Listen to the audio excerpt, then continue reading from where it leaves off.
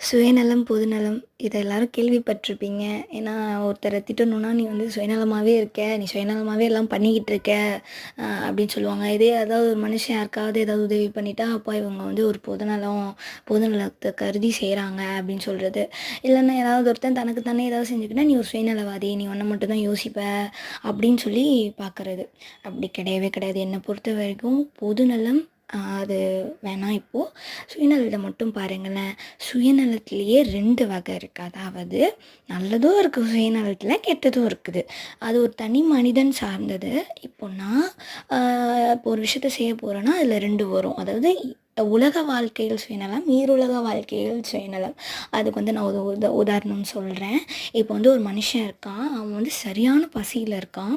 அவன் வந்து நல்ல பணக்காரன். நல்லா காசு வச்சிருக்கான். ஒரு ரூ. 500 வச்சிருக்கான்னு வச்சுக்கோங்க.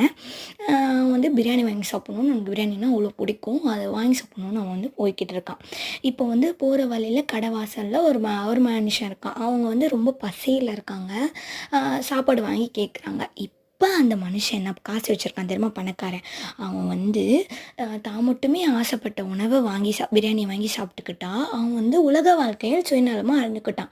அதனால் அவனுக்கு என்ன கிடைச்சிருது, அந்த உலக வாழ்க்கையில் அவன் திருப்தியாக அவன் வந்து அவனுக்கு பிடிச்ச சாப்பாடை சாப்பிட்ருவான். அது முடிஞ்சு போயிடும். ஆனால் அவன் அந்த நேரத்தில் என்ன பண்ணணும், உலக வாழ்க்கையில் சுயநலத்தை வந்து அவன் அடையணும். அதாவது எப்படின்னா, இந்த உலக வாழ்க்கையிலையும் வந்து அவன் பசியும் போயிடணும். மறுமை வாழ்க்கைன்னு ஒன்று இருக்குது தெரியுமா, அதுக்கான நன்மையை அவன் இப்பயே சேர்த்துக்கணும். அதுக்கு அவன் என்ன பண்ணணும் முதல்ல, இந்த 2வது கட்டம் இருக்க சுயநலமா தான் இருக்கணும். அதாவது எப்படி இருக்கணும், இப்போ வந்து அவன் வந்து சாப்பாடு வாங்க போகிறான் தெரியுமா, அந்த ரூ. 500 வச்சு பிரியாணி வாங்காமல் அதை விட குறைந்த சாப்பாடு. ஏன்னா 2 பேரும் பசியில் இருக்காங்க. 2 பேருமே இப்போ சாப்பிட்டாகணும். அவன் ஆசையை கட்டுப்படுத்திக்கிட்டு அந்த மனுஷனுக்கும் சாப்பாடை வாங்கி கொடுத்துட்டு தானும் சாப்பிட்டான்னா அந்த நன்மையை கருதி, அதாவது உலக வாழ்க்கையில் மட்டும் சந்தோஷத்தை அனுபவிக்கணும்னு நினைக்காம மறுமை வாழ்க்கையிலையும் அடையணும்னு நினச்சி அவன் வந்து அவங்க 2 பேருக்கும் அவன் பசியில் இருக்க மனுஷனுக்கும் சாப்பாடு வாங்கி கொடுத்துட்டா அவனுக்கு ஈரோலக வாழ்க்கையிலையும் சுயநலம் கிடைச்சிரும். ஆக மொத்தம் சுயநலமாக தான் இருந்தாகணும். ஏன்னா இறந்ததுக்கப்புறம் தன்னுடைய நன்மைக்கான கூலியை நம்ம தான் அனுபவிக்கணும். நம்மளோட தீமைக்கான கூலியை நம்ம தான் அனுபவிக்கணும். அதனால சுயநலமாக தான் இருக்கணும். சுயநலம் வந்து ஒரு தவறானது கிடையாது.